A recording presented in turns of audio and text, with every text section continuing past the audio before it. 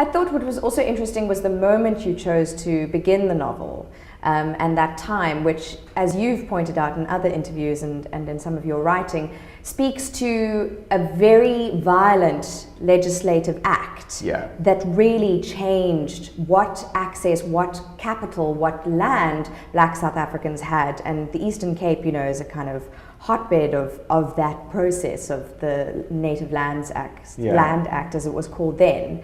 But it also speaks to a lot of the kind of beginnings of apartheid, you know, that all of those kind of, you know, colonial laws really began the process of what became apartheid. So you've really picked a good moment. You know, there's the stuff around mining, there's the stuff around the Land Act, there's the stuff around the First World War. And it was very clever as a writer for you to pick that moment. But you've done this a few times before. Well, I just think it's an interesting time that we don't necessarily know that much about. I mean, I'm struck by how many people don't really know what the Native Land Act made happen. And they have a sense that it took place, but they don't really know what it entailed. And I'm struck by, you know, I wrote a book called The Lighted Rooms that's a lot about the Anglo-Boer War, and you had the British invading in 1899, and they ended up interning 25% of the Afrikaner civilian population, hauling them out of their houses, burning the houses in front of them, and shoving them in concentration camps, including my great-grandmother, who lived in a concentration camp when she was a little girl.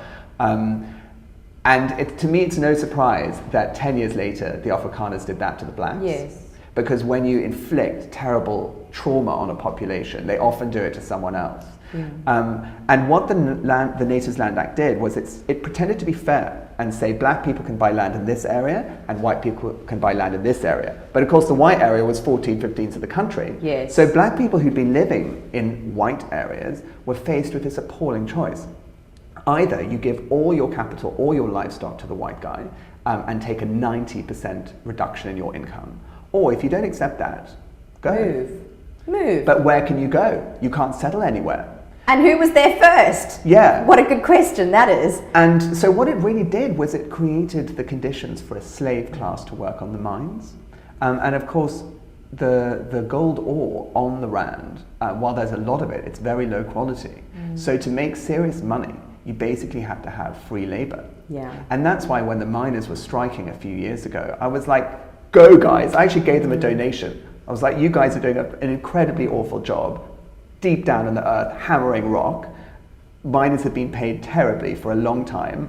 Stand up for your rights. And go get it. That's what, again, is so interesting about the novel, is it speaks to things that are still permeate South African life, you know, and still speak to the issues we have in the mining sector, for instance, or issues around service delivery in the Eastern Cape, which is something you experienced firsthand as well. I did, for sure. So, I mean, obviously it's a very well-rendered work of fiction, but hearing about the process and the kind of work you did beyond that and feeding into that, it really, you know, speaks to modern times. And if you search Who Killed People Royal on YouTube, you can see some of the government meetings we went to. Yes, and some of the sort of and, you know, the amazing anguish. People who inspired the novel and the good things and the bad things. So I have done exactly that, and I wanted to ask you about another person who was involved in your creative process and what she meant for some of the work that you did and some of your research.